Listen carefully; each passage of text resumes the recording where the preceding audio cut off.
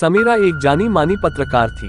एक दिन उसे एक होटल के बारे में खबर मिली जहां के कमरा नंबर 306 में अजीब घटनाएं होती थीं।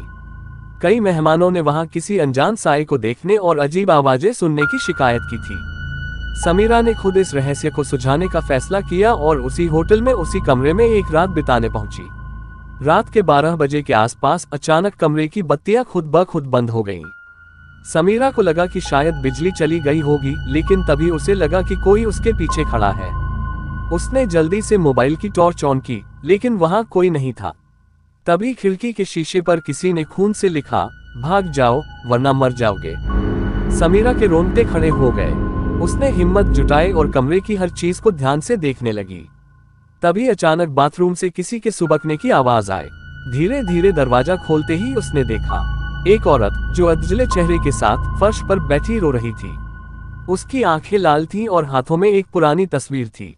समीरा की नजर तस्वीर पर गई। उसमें वही होटल था, लेकिन सालों पुराना। समीरा डर के मारे चिल्ला उठी, लेकिन तभी वह औरत धीरे से बोली, मुझे न्याय चाहिए, मुझे इन लोगों ने मार दिया। अचानक कमरे में तूफान सा आया। दरवाजे खुद ब खुद खुल गए और वही खून से लिखा संदेश मिट गया। सुबह जब होटल के स्टाफ ने समीरा को बेहोश पाया तो उसे होश में लाने की कोशिश की। जब उसने होटल के मैनेजर से पूछा कि कमरे में ऐसा क्या है, तो उसने बताया, कुछ साल पहले एक लड़की की यहाँ हत्या कर दी गई थी और तब से वो आत्मा यहाँ भटक रही है।